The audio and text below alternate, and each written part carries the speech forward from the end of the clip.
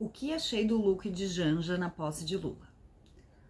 A palavra-chave da posse de Lula poderia ser simbólico, os significados não ditos das coisas.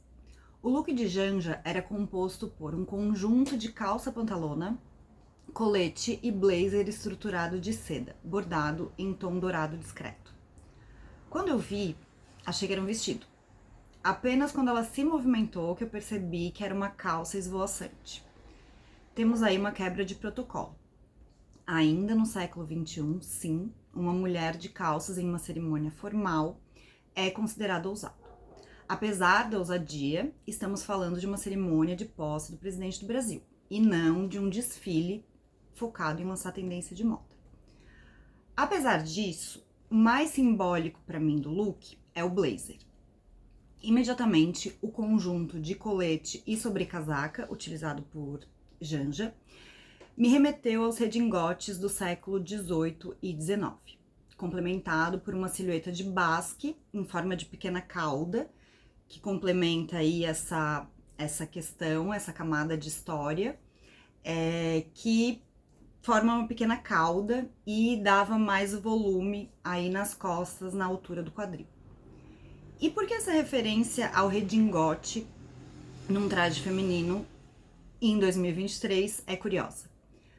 Redingote vem do inglês riding coat, ou seja, é uma peça que tem origem para a prática de equitação da burguesia e nobreza, principalmente britânica e francesa, entre os séculos 18 e 19, literalmente um casaco de equitação.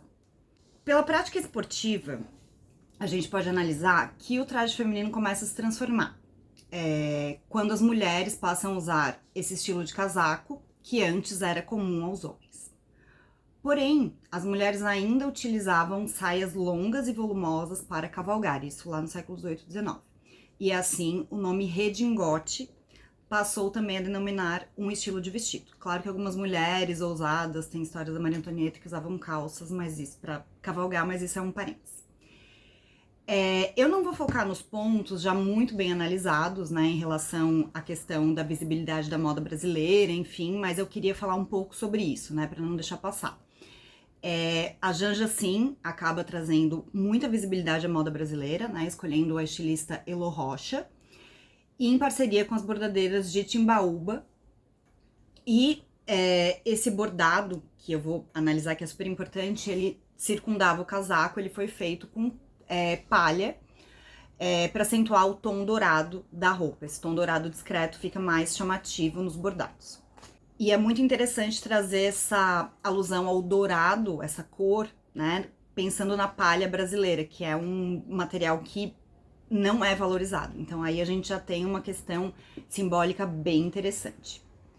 Das críticas ao look, me interessam aquelas que falam, né, que analisam como se esse look tivesse uma cara de datado, de antigo, de aristocrático, de monárquico, de imperialista, enfim. Como se a Janja não estivesse valorizando a cultura brasileira contemporânea e sim emulando a nobreza europeia, ou seja, como se ela estivesse pagando pau para a nobreza europeia. Eu vejo diferente. Seu look apresenta camadas de história da moda vestidas por uma mulher contemporânea. Tem algo de caricato? Sim. Eu, particularmente, não vejo problema em estereótipos, desde que sejam reproduzidos com responsabilidade. E isso é muito difícil. Quando os estereótipos são bem trabalhados, eles podem justamente evidenciar camadas veladas de história da moda e dos costumes. Os bordados foram utilizados pela realeza europeia como sinônimo de luxo, tradição, essa passada à alta costura, até hoje. No Brasil, recentemente começamos a enaltecer nosso artesanato, o feito à mão. Eu vou mencionar um trechinho de uma matéria sobre as bordadeiras de Timbaúba. Abre aspas.